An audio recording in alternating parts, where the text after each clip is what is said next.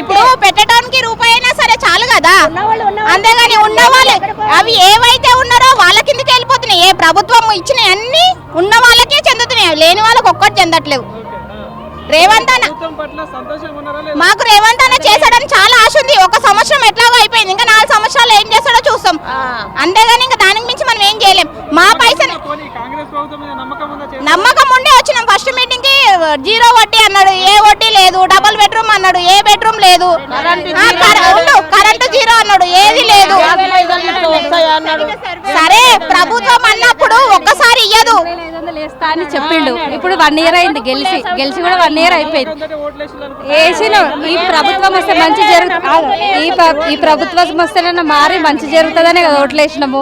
ఇప్పుడు ఆటోలకు బిజినెస్ లేదు, free bus వల్ల ఎవరికి ఉపయోగం లేదు, వేస్ట్.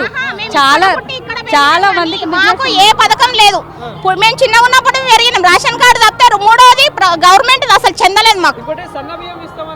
సన్న బియ్యం లేదు, ఏ బియ్యం లేదు. నాకు పెళ్ళై 10 సంవత్సరాలు, నాది ఒక్కదాన్నే కార్డు. మా పిల్లలు చేరలేరు, అందులో మా ఆయన చేరలేడు. ఈ సేవల కాడికి పోతే నెట్ లో పర్మిషన్ రాలేదంటారు, లీడర్ల దగ్గర పోతే ఇక్కడ టైం పడుతుంది అంటారు. ఏదైనా సరే సార్, రేవంత్ అన్న నన్ను కళ్ళు తెలుసుకొని ప్రజలకు లేని ప్రజలకు చూడాలని అనుకుంటున్నాం మేమైతే. 4000 పింఛన్ అన్నాడు, 4000 పింఛన్ లేదు. కొడుకుంటేనే తినడానికే బీదలకు ఉన్నది పరిస్థితి. ఇప్పుడు మాది ఆటో బిజినెస్, మాది ఫ్రీ బస్ పెట్టారు కదా,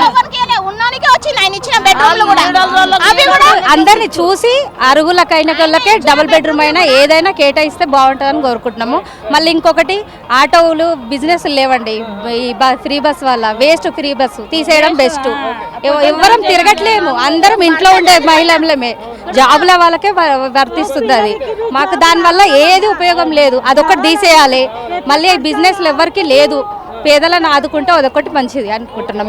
మేము ఇలాంటి మీటింగ్లకి ఏ మీటింగ్లకైనా వస్తాము. ఎట్లాగో రేవంత్ రెడ్డి గారిని కలవలేరు, సో మా ఈ ఛానల్ తరపున మీరు ఏమో చెప్దాం మేమేమనుకుంటున్నామంటే మాకు 6 గ్యారెంటీలలో 2500 వేస్తా అని చెప్పారు, మాట ఇచ్చారు. మహిళలకి ఇంట్లో కూర్చొని ఎవరు డబ్బులు అడగకుండా మహిళలు వాళ్ళ సొంతంగా వాళ్ళు ఖర్చు పెట్టుకునేలాగా 2500 చేస్తా అన్నాడు.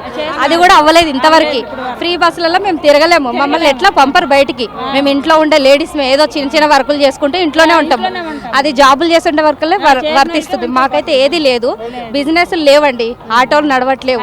మాది ఆటో బిజినెస్, చాలా లాస్ అయిపోయినాం మేము 1 ఇయర్ నుంచి.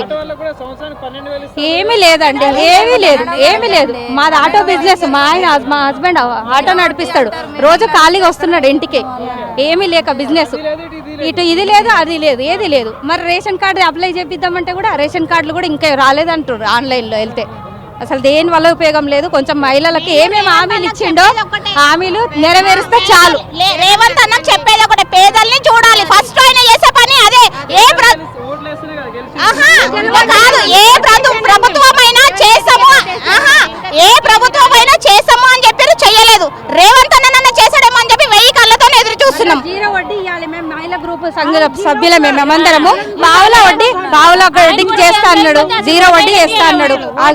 మహిళా శక్తి మీటింగ్ వచ్చినప్పుడు చెప్పిండు మాకు. మొన్న మేము లోన్లు తీసుకున్నాము, మాకు 0 వడ్డీ అమలు కాలేదని చెప్పేసి మేము 0 వడ్డీ కోసమే లోన్ వస్తే వీళ్ళకు పంచడం వాళ్ళకు పంచడం ఉండదు. సొంతంగా మా దగ్గరకు వచ్చి మేము తీసుకుంటే అధికారం వేరే ఉంటది. 10 చేతులు తిరిగేసరికి మా చేతికి 10 వచ్చింది, రూపాయి వస్తుంది. 9 రూపాయి వచ్చినా 10 కట్టాల్సి వస్తుంది మేమైతే. సో ఇది పరిస్థితి. సో ఏదైతే ఈరోజు రేవంత్ రెడ్డి గారు మహిళా దినోత్సవం సందర్భంగా అయితే పరేడ్ గ్రౌండ్లో భారీ బహిరంగ సభ పెట్టడం జరిగింది. సో ఇక్కడికి వచ్చిన మహిళలందరూ కూడా ప్రభుత్వంని కొందరు సపోర్ట్ చేస్తున్నారు, కొందరు వ్యతిరేకిస్తున్నారు.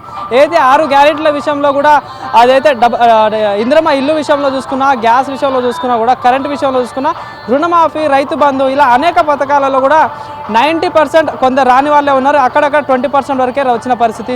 సో దీనిపై ప్రభుత్వం దృష్టి పెట్టాలి. ఏదైతే మహిళా సంఘాలకు సంబంధించిన మహిళలకు కూడా వాళ్ళకి సంబంధించిన ముద్రా లోన్స్ కూడా మాకు ప్రాపర్గా రావట్లేదు, మధ్యలో దళారులే తినేస్తూ ఉన్నారు, మాకు ప్రాపర్గా రావట్లేదు అంటూ కూడా వాళ్ళు ఇక్కడ డిమాండ్ చేస్తున్న పరిస్థితి. సో వీటన్నిటి మీద కూడా ప్రభుత్వం దృష్టి పెట్టి ఎవరైతే అర్హులు ఉన్నారో వాళ్ళకి పథకాలు కానీ ఏవైతే లోన్స్ కానీ అమలు చేయాలని కూడా కోరుకున్న పరిస్థితి, వాళ్ళు చెప్తున్న పరిస్థితి కనిపిస్తూ ఉంది. సో ఇది ఇక్కడ పరిస్థితి. కెమెరా పర్సన్ వీరాతో నవీన్, యోయో టీవీ, హైదరాబాద్.